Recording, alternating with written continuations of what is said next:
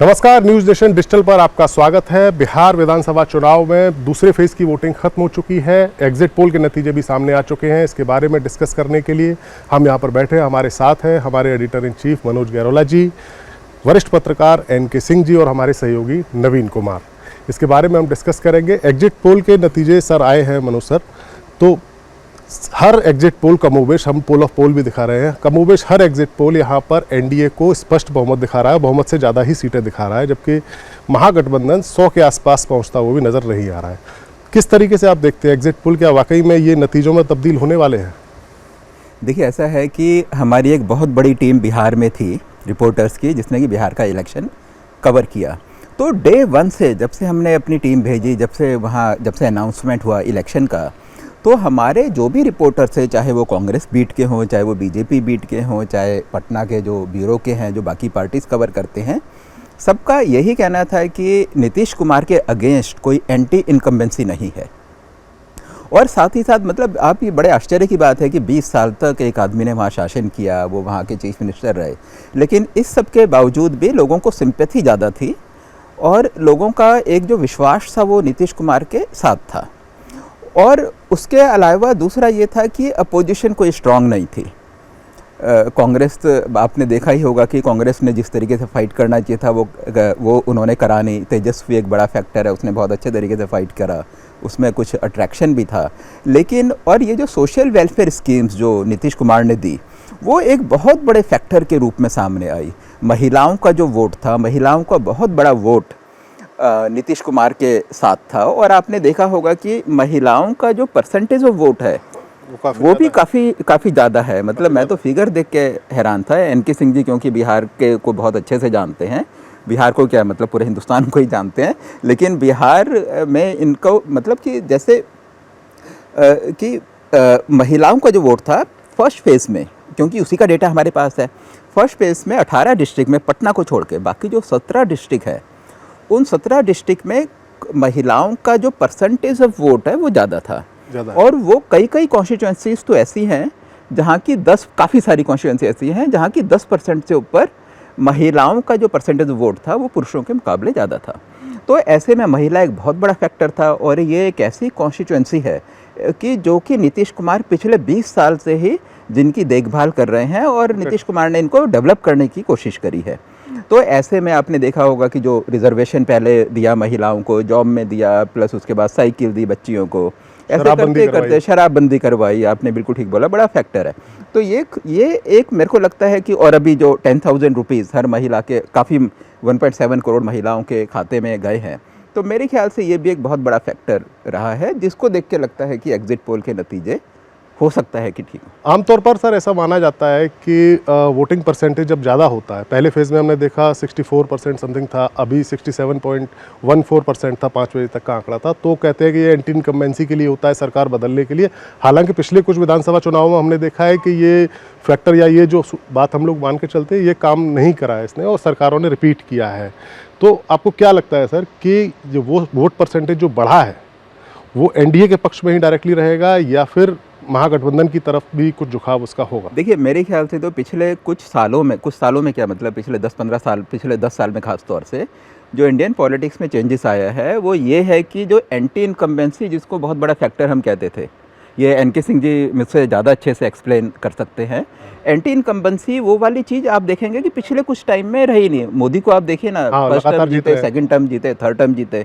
उसी तरीके से अगर हम यहीं देखें बिहार में कितने लंबे टर्म से नीतीश कुमार हैं।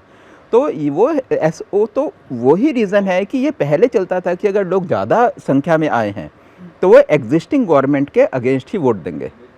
लेकिन आज की डेट में मेरे को लगता नहीं कि जैसे बाकी सारे जो हमारे जो एक टिपिकल चीज़ें थी, जो इंडियन जो पॉलिटिकल ऑब्जर्वर जिसके बेसिस पे एनालिसिस करते थे, और वो चीज़ें अब चेंज हो गई हैं। तो मेरे को लगता है कि ये भी एक फैक्टर है जो चेंज हो गया है। और ख़ास तौर से अगर हम फेज़ 1 देखें, फेज़ 1 में महिलाओं का वोट ज़्यादा है। अगर ये परसेंटेज ऑफ वोट या फिर जो एब्सोल्यूट वोट भी बड़ा है, अगर ये महिलाओं के ज़्यादा परसेंटेज के कारण है, और अगर ये महिलाओं का जो झुकाव है वो नीतीश कुमार की तरफ है, तो ये देखते हुए तो एनडीए को ही मेरे को लगता है कि फ़ायदा होना चाहिए। सर, मेरा एक सवाल NK सिंह सर से है। सर बिहार की पूरी राजनीति को जो हम देखें अगर तो उसमें जो है दोनों ही पार्टियां हों जो ये दावा करें कि जात पर वोट नहीं देते, हमारी राजनीति जात से ऊपर है, विकास पर है, चाहे वो नीतीश कुमार हो, चाहे नरेंद्र मोदी हो, या जो भी प्रशांत किशोर खुद इस बात को कहते हैं कि मेरी जाति जो है वो मेरी कमजोरी भी नहीं है और मेरी ताकत भी नहीं है। लेकिन जब वोट टिकट वितरण की बात होती है, सीटों के समीकरण की बात होती है, तो सभी पार्टियां जो है वो जातीय समीकरणों को साधने की कोशिश करती है और मुद्दे और दावे भी ऐसे ही किए जाते हैं कि यहाँ पर इनका परसेंटेज ज़्यादा है तो यहाँ ऐसा कैंडिडेट दिया जाए।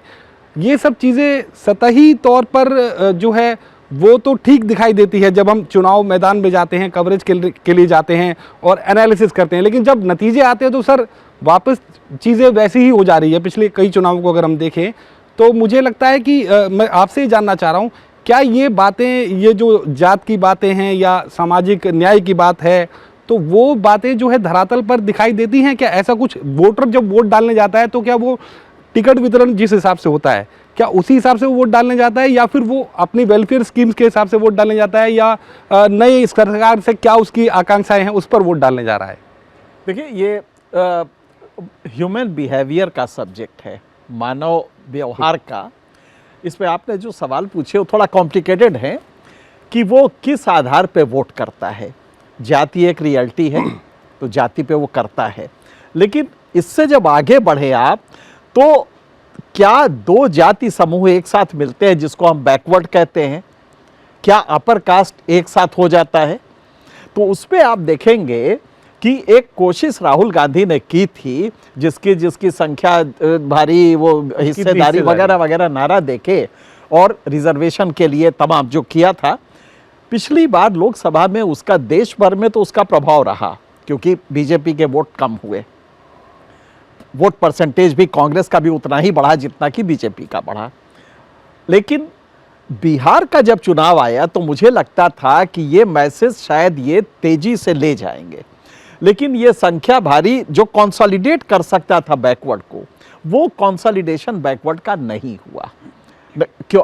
अब इसका दूसरा क्या है बिहेवियर का, बल्कि समाजशास्त्र के लिए एक नया रिसर्च का सब्जेक्ट आ गया कि पितृसत्ताक परिवारों में जहाँ शिक्षा नहीं, गरीबी है, सब कुछ है, सारे फैक्टर है नेगेटिव, रोजगार नहीं है, वहां पे महिलाएं अपने पति से अलग हटके क्या वोट दे रही हैं? एक तो संख्या ज्यादा है वोटर्स में, और क्या नीतीश कुमार को महिलाओं का एक बड़ा सेगमेंट मिल गया है? अगर ये हुआ है तो समाजशास्त्र के लिए एक नया सब्जेक्ट है कि शराबबंदी से जब रात में पति पी के और उसको मारता था, जो पिछले साल में कुछ दिक्कत आई क्योंकि शराब तो मिल रहा है लेकिन शराब दिक्कत से मिल रहा है और वो छिपा के पीता है क्योंकि पुलिस पकड़ के ले जाती है। तो अगर इससे महिलाएं मुतासिर हैं, खुश हैं, इस 10,000 से खुश हैं, तो ये एक विमेन सेगमेंट एक पॉवर्टी स्ट्रिकन सोसाइटी में, बिहार ऐसी जगह पे जहां का national per capita income, national per capita income का 31%, एक तिहाई है, वहां पे जहां रोजगार नहीं है, वहां पे अगर महिलाएं नीतीश को मान रही हैं कि आज भी वो हमारे रहनुमा हैं और वो हमारा कल्याण करेंगे, तो इसमें कोई दो राय नहीं कि एक बड़ा सब्जेक्ट है। अब इसके कन्वर्सली देखिए, आज एक बड़ा अच्छा किसी ने कहा, मैं बिहार बात कर रहा था तो उसने कहा एक बात बताइए, आप जाति छोड़ दीजिए कि यादव वोट देगा, मुसलमान देगा, एमवाई समीकरण इंटैक्ट हो सकता है, लेकिन बाकी क्यों लालू यादव की या तेजस्वी की पार्टी को देगा? क्या कारण है कि वो नीतीश को छोड़ के तेजस्वी की पार्टी को वोट दे? कोई धानुक है मान लीजिए, कोई मंडल है, कोई और भी नीचे की जातियां हैं, क्यों वो नीतीश को छोड़ के? क्योंकि आपने जो मैसेजेस देने थे, पहला तो ये था कि हम आपको सशक्तिकरण करेंगे, उसके लिए संख्या भारी राहुल गांधी लाए थे, लेकिन कैडर उनके पास है नहीं। राहुल गांधी की कमजोरी यही है कि कैडर नहीं है। नतीजा ये हुआ कि तेजस्वी पे आश्रित होना पड़ेगा। तेजस्वी का कैडर थोड़ा लुम्पेनाइज्ड है, मतलब कि वो सड़कों पे तो आ सकता है लेकिन मैसेजेस कैरी करके कैपेसिटी नहीं है कि वो मासेस में ले जाए कि हम बैकवर्ड जब एक साथ होगा तो उनके लिए हम रिजर्वेशन कराएंगे। ये वो कैपेसिटी नहीं है। तेजस्वी को इसको डेवलप करना पड़ेगा। कांग्रेस तो नहीं कर सकती, उसका तो दिक्कत है कि कैडर स्ट्रक्चर नहीं हो रहा है, लेकिन तेजस्वी ये कर सकते हैं। अनफॉर्चुनेटली राहुल गांधी उस शिद्दत से ये मैसेज करवा नहीं पाए। शुरू में तो किए, लेकिन उसके बाद से वो ठहर गए और बहुत ज़्यादा उनका इन्वॉल्वमेंट नहीं रहा। तो हमें लगता है कि कोई कारण नहीं है कि महिलाएं नीतीश को छोड़ के वो जाति वाले किसी को वोट दे जो कि वॉइड शून्यता में चला जाए। और नीतीश को देने पे ये गारंटी है कि 10 मिला है, अगला 10 मिलेगा और उसके बाद भी मिलेगा, शराब नहीं आएगी। तो अगर ये 3-4 चीजें हैं और महिलाएं एक नया वोटर सेगमेंट है, मुझे लगता है कि दुनिया के, यूरोप वगैरह छोड़ दीजिए, लेकिन दुनिया के इस तरह के डेवलपिंग कंट्री में ये पहला होगा बिहार जहां की महिलाएं एक स्ट्रॉन्ग वोटर सेगमेंट है जो अपने पति से अलग होके वोट कर रही हैं। एक सवाल ये भी है सर कि महागठबंधन को भी ये एहसास हो गया था कि जो 10,000 रुपये जीविका दीदी वाली स्कीम है, ये स्कीम काम कर रही है, तो उन्होंने भी कोर्स करेक्शन करते हुए तेजस्वी ने चुनाव से थोड़ा सा पहले ही वादा किया कि हम 30,000 रुपये देंगे, हर परिवार को हम एक सरकारी नौकरी देंगे, और बहुत सारे वादे ऐसे किए, इंडस्ट्रीज़ लेकर आएंगे। लेकिन जनता ने भरोसा, अगर एग्जिट पोल पर भरोसा करें तो ये वादे उनके क्यों नहीं लोगों के मन में आ पाए कि ये ऐसा हो सकता है? आप दोनों से ये सवाल है कि ओ जी, देखिए, ऐसा है कि एक सरकार है, नीतीश कुमार बिल्कुल ही टाइम टेस्टेड है, पिछले 20 साल से सरकार में है और जो वादे उन्होंने किए वो सारे पूरे किए। शराबबंदी उन्होंने ही शुरू करी, तो इस तरह की चीज़ें हैं, जैसे 10,000 रुपीज़ उनके खाते पे आ गए हैं।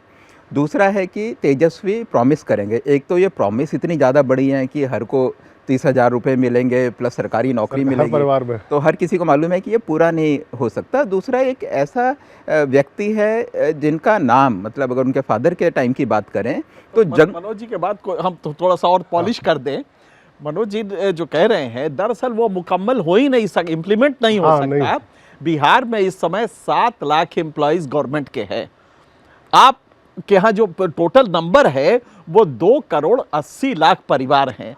तो अगर आप 2,80,00,000 को 15,000 की भी नौकरी देंगे तो आपके बजट जो 3,16,000 करोड़ का है वो 6 लाख करोड़ का हो जाएगा। डबल बजट, मतलब आपका सारा बजट भी चला जाए तो उसमें नहीं हो पाएगा। आपका जीडीपी 10.5 लाख करोड़ है। तो ये नामुमकिन उल अम्र कहते हैं इसको उर्दू में, कि ये इम्प्लीमेंट हो तो इतना हल्का वो हो गया आपका हर घर को सरकारी नौकरी देना, क्योंकि उस तेजस्वी को ये समझ में नहीं आया कि रोजगार इतना तो बोलो जैसे कि चल जाए। और वो सर 2 करोड़ से ज़्यादा लोग को सरकारी नौकरी देंगे तो वो उतने लोग सरकारी कर्मचारी करेंगे क्या काम?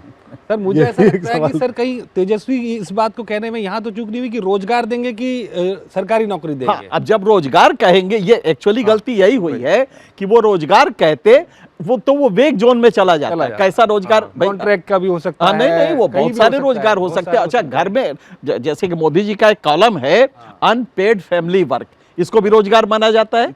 तो वो ये भी कह सकते थे कि हम तो आप कुछ ना कुछ तो आपको देंगे ही। लेकिन तब ये होता है कि जो मनोज जी कह रहे हैं, आपका भरोसा कोई कैसे कर, एक सामने नीतीश दे रहे हैं। अब इसका एक छोटा सा किस्सा बताएं जो अभी हम लोग मनोज जी से डिस्कस कर रहे थे। मेरे गांव में, मैं बिहार का रहने वाला हूं, मेरे गांव में एक मल्लाह रोज ताड़ी पी के, शराब पी के अपनी बीबी को मारा करता था।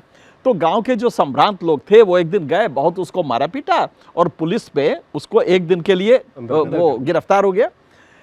जब अगले दिन आया तो बीबी ने बहुत गाली दी, जो लोग आए थे उसके पति के खिलाफ करने की, बीबी को मार रहा है। तो जब पूछा गया कि तुमको मार रहा है इसीलिए तो आए थे वो सारे लोग कि ना मारे, तो बोली मारेला तो मारेला, मछरियों भात तो वही नु खियावेला कि मारता है तो मारता है, मछली चावल भी तो वही खिलाता है। तो जब आपके एस्पिरेशन मछली चावल तक ही सीमित हो जाएंगे तो आप जो तत्काल दे रहा है आप उसको वोट दे देंगे कि 10,000 मछली चावल खाने वाला अगर 10,000 उसके अकाउंट में आ रहे, आगे भी आने की उम्मीद है, तो आप समझ सकते हैं कि एस्पिरेशंस खत्म हो गए हैं। और एस्पिरेशंस खत्म हो जाएंगे तो जो इंस्टेंट गवर्नमेंट दे रही है उसका भरोसा हो जाएगा। तो सर एस्पिरेशंस को जगाने के लिए बहुत ज़्यादा प्रचार किया प्रशांत किशोर ने। उन्होंने नई पार्टी बनाई, 2-3 साल लगातार मेहनत भी करी, अच्छी बातें करी, बहुत सारे वादे भी किए, बिहार को बदलने की बात करी, तो प्रशांत किशोर का सर एग्जिट पोल में दिख रहा है 2 से 5 सीट मैक्सिमम। Yes yes. तो उसमें क्या क्या वो असर कर रहे हैं या वो नहीं, जीतने देखिए, से ज़्यादा ऐसा है हरा कि- रहे हैं? नहीं, मैं सुमित के सवाल में एक सवाल और ऐड कर देता हूँ कि प्रशांत किशोर की बात इन्होंने की। एक सर ये एक ऐसा सवाल है कि जैसे हमने चुनाव से पहले देखा था कि बिहार में पुल बह गए, लगातार पुल बहे, 17-18 पुल बहते हुए सबने देखे, लॉ एंड ऑर्डर की सिचुएशन भी बहुत ख़राब सी दिखाई दी। तो एक ऐसी हवा चली, ऐसा लगा लोगों को कि हाँ कुछ ऐसी है कि इस बार कुछ बदलाव होगा, कुछ लोगों ने कहा भी, लेकिन एकदम से ये बड़े बड़े आरोप उन्होंने लगाए, सम्राट चौधरी पर आरोप लगाए, बीजेपी के नेताओं प्रशांत पर किशोर ने लगाए। भी इन सब बातों को अपने मुद्दों में लेकर आए वो। बाद में वो एकदम गायब से हो गए। देखो मतलब यही देखो बहुत आश्चर्य की बात है, 3 साल तक मेहनत करी और टीवी सोशल मीडिया में छाए हुए थे। हाँ। लेकिन जैसे जैसे इलेक्शन आता गया तो वैसे वैसे वो सीन से ही फेड आउट होते गए। और उसका रीज़न ये था, मेरे ख्याल से एक रीज़न ये होगा कि जहाँ बिल्कुल ही कास्ट बेस्ड इलेक्शन हो, जहाँ कास्ट फैक्टर बहुत स्ट्रांग हो, और उसके बाद ये जेंडर बेस्ड महिलाओं का एक बहुत बड़ा वोट बैंक आ गया। तो ऐसे में प्रशांत किशोर की जो एक इमेज बन गई कि ये तो वोट काटने वाली पार्टी है, तो ऐसे में कोई क्यों उसको वोट देगा। उसके जो इंडिविजुअल जो कैंडिडेट हैं अपने दम पर या अपने थोड़ा कास्ट समुदाय के थोड़े बहुत वोट ले जाएं, मेरे को उसका जो रेलिवेंस था वहीं तक था बस।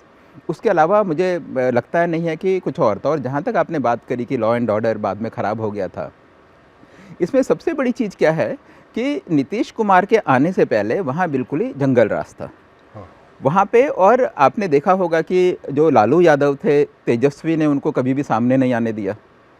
अभी इस मतलब जहाँ तक हो सका उन्हें दूर पोस्टर से भी बाहर रखा। पोस्टर से भी रखा, इलेक्शन कैंपेन से भी बाहर रखा। और वो एक आध जिस इलेक्शन कैंपेन में भी गए वो भी एक आध क्रिमिनल टाइप के लोग थे। तो वो इमेज जो इमेज थी लोगों के दिमाग में, भाई वहाँ यंग पॉपुलेशन बहुत है, लेकिन फैक्ट ये है कि जो वहाँ सीनियर हैं, वहाँ जो बड़े लोग हैं जिन्होंने वो दौर देखा हुआ है, उनके लिए नीतीश कुमार का जो दौर है ये बहुत अच्छा दौर है। मतलब आप अगर हम जैसे फॉर एग्ज़ाम्पल इलेक्शन में हमारे जो रिपोर्टर्स थे, तो जब हम अपने रिपोर्टर्स से वहाँ बात कर रहे थे, ख़ास तौर से हमारे काफ़ी रिपोर्टर हैं जो कि बिहार के ही हैं, जिन्होंने पुराना टाइम देखा हुआ है। तो उनका कहना ये था कि पहले के मुकाबले लॉ एंड ऑर्डर तो अच्छा है ही, सड़क बन गई है, बिजली आ गई है।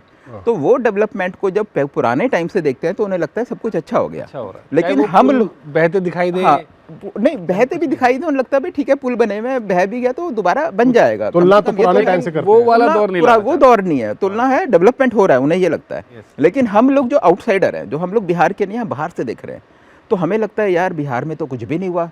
ये महाराष्ट्र देखो कहाँ से कहाँ पहुँच गया। मेरा जो स्टेट है उत्तराखंड, आप देखो कि 20 साल पहले कंपेरेटिवली काफ़ी वो था, आज की डेट में उत्तराखंड की हालत कितनी अच्छी है वो सब, और बिहार वहीं का वहीं है। आज की डेट में भी बिहार के जो प्रति व्यक्ति आय है इंडिया में, जैसे अभी एन.के. सिंह जी ने कहा कि 31% है, बाकी जो हमारी पूरे देश की है। और जो हमारे अच्छे प्रदेश हैं जहाँ की पर कैपिटा इनकम ज़्यादा है, तेलंगाना टाइप के, वहाँ की 1/5 है। और अगर उन्हें कंपेयर ही करना है तो अफ्रीका के जो सोमालिया जैसे देश हैं, बिहार को हम उससे कंपेयर कर सकते हैं। लेकिन इस सब के बावजूद भी लोग वहाँ वोट दे रहे हैं, क्योंकि जैसे बात हुई कि एस्पिरेशंस वहाँ के लोगों में अब नहीं है, मतलब काफ़ी कम है। कम हो गए हैं। उन्हें पता है बच्चे ने पढ़ाई करी थोड़ी तो नौकरी करने, उसे दिल्ली जाना है, बॉम्बे जाना है, तो इसलिए जो 10,000 रुपीज़ जो मिले उनके लिए बड़ी चीज़ है, उन्होंने उसी के लिए वोट दिया। ये जो सर एग्जिट पोल के नतीजे हैं, इन्हीं को हम अगर मान के चलें कि यही नतीजे रहते हैं, तो फिर इसमें जो इलेक्शन के बाद का सिनेरियो कैसा दिखता है? हालांकि ये अनाउंसमेंट तो नहीं खुल के किया गया था कि नीतीश कुमार सीएम फेस रहेंगे, लेकिन फिर भी ये कहा गया कि विधायक फैसला करेंगे, और नीतीश के चेहरे पर ही हालांकि चुनाव भी लड़ा ये गया। देखो नीतीश कुमार सबसे बड़ा चेहरा था, मेरे को लगता है कि बाद में भी ये नीतीश कुमार को ही सीएम बनाएंगे, और कुछ टाइम के बाद चेंज करें या नहीं करें वो बात की बात है, लेकिन नीतीश कुमार को ही सीएम बनाना पड़ेगा। नीतीश कुमार की कॉन्स्टिट्यूंसी बहुत बड़ी है, हाँ। उनके जो चाहने वाले बहुत ज़्यादा हैं, तो बीजेपी यही चाहेगी कि वो सारे का सारा वोट बैंक, अगर नीतीश कुमार कमज़ोर होते हैं तो वो सारा वोट बैंक उनके साथ है। EBC इसके लिए उनका बहुत बहुत ज़्यादा ज़रूरी है कि नीतीश कुमार को वो पूरी इज्जत दें, हाँ। और नीतीश कुमार ही वहाँ के चीफ मिनिस्टर बने रहे। सर एक एन.के. सिंह सर से एक सवाल। सर 90 के बिहार की बड़ी बात की जाती है, और 2005 के बाद में चीज़ें बदली हैं।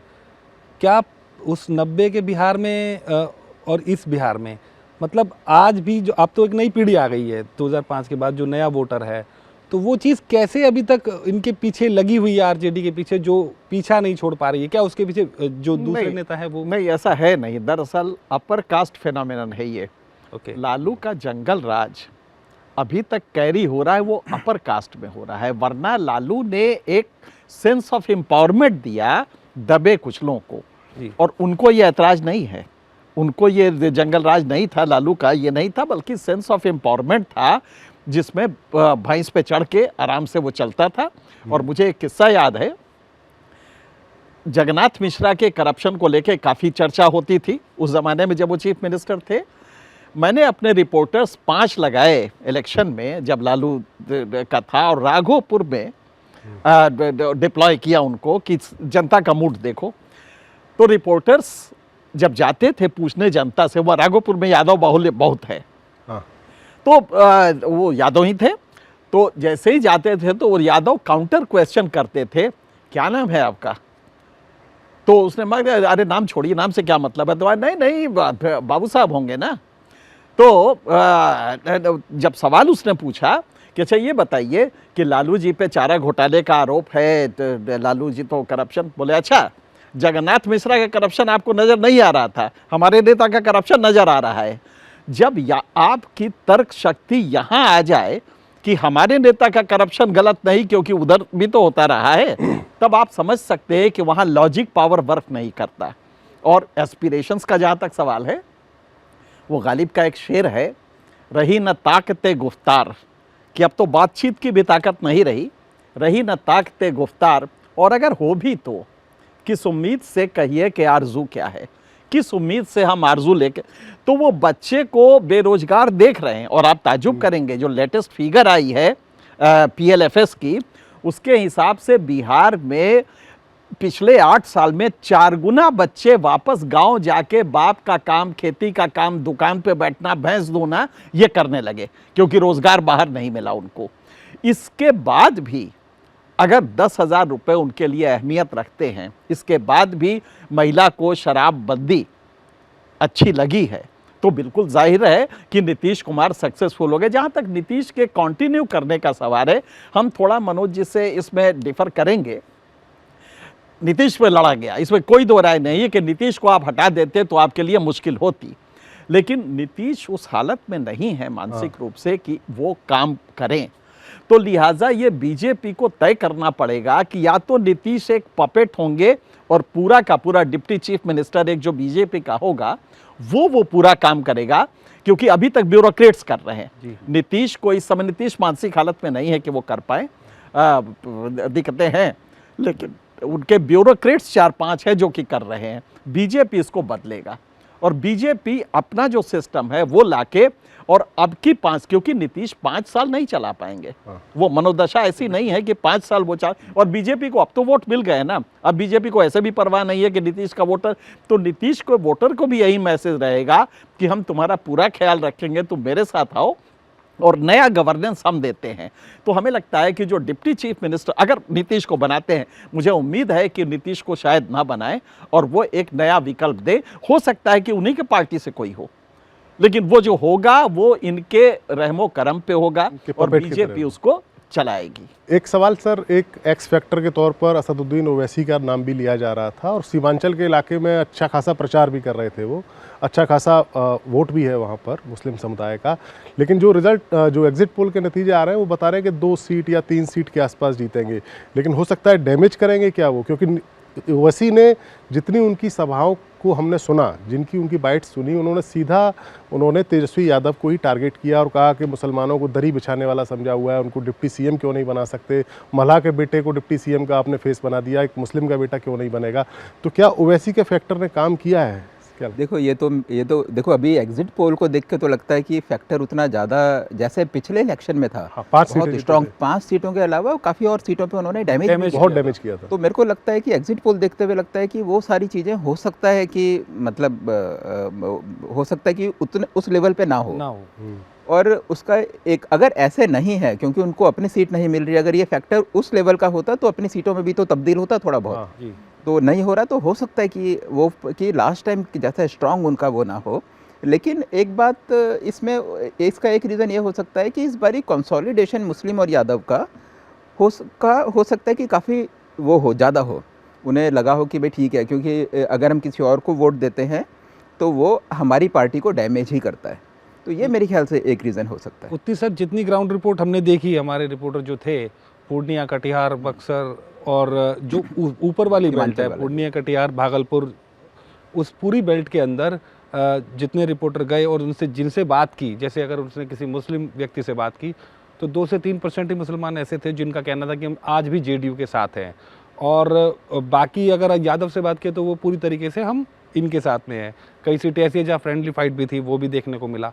लेकिन इन सब के बावजूद जो नतीजे जो अब दिख रहे हैं, जो एग्जिट पोल के जो आंकड़े आ रहे हैं, उसमें ये सब चीज़ें कुछ दिखाई नहीं दे रही है कि अगर यादव इधर से फ्लक्चुएट हुआ है आरजेडी की तरफ से, क्या ऐसा हुआ है कि यादव जो है उसने भी अपना माइंड अलग किया है, जैसे कि उत्तर प्रदेश के अंदर कई तरीके से जो है बीजेपी से छिटका है यादव वोट बैंक, समाजवादी की तरफ से, समाजवादी से छिटका है और बीजेपी की तरफ गया है। वैसा ही कुछ क्या यहाँ भी ऐसा कुछ देखने को मिला है?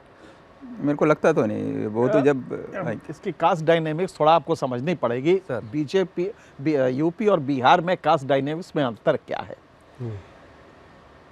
यूपी में 9% यादव है, 9.5%। वहाँ पे 14-15% है, और उसके अलावा मुस्लिम दोनों तरफ लगभग समान प्रोपोर्शन में है। 18%, 17% बिहार में है और करीब 19-20% यूपी में है। तो आपको ये देखना होगा कि ये विनेबल कॉम्बिनेशन होता है एमवाई समीकरण वहाँ पे बिहार यूपी में ऐसा नहीं फिर कर दिया है।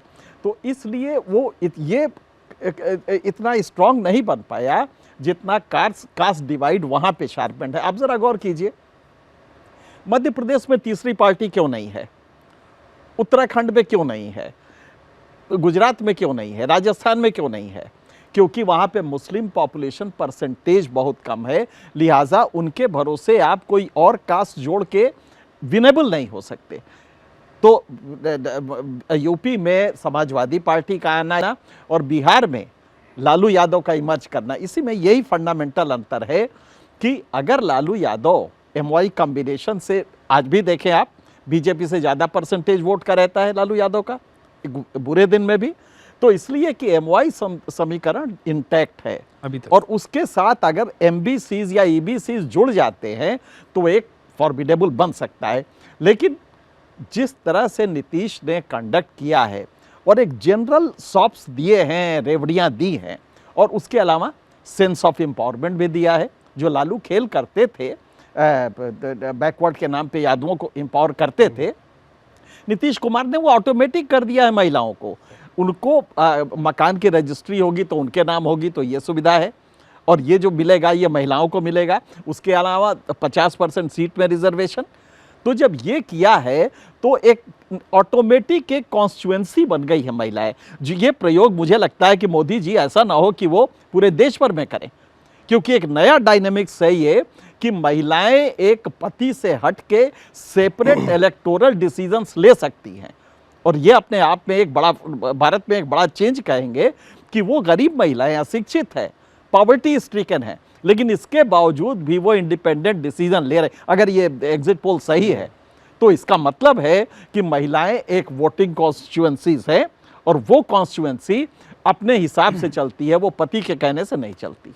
कि आपने बहुत अच्छे तरीके से एनके सर, मनोज सर, आपने समझाया एग्जिट पोल के जो नतीजे आए हैं, क्या वो वाकई में चुनाव के नतीजे बनेंगे, ये हमें 14 तारीख को पता चलेगा। इसको हम कंक्लूड करते हैं और 14 तारीख को जो नतीजे आने के बाद एक बार फिर से हम ये डिस्कशन करेंगे कि बिहार में किसकी सरकार बनेगी और कैसे बनेगी और क्या उसके रीजन रहे। तब तक के लिए धन्यवाद। देखते रहिए न्यूज़ नेशन डिजिटल।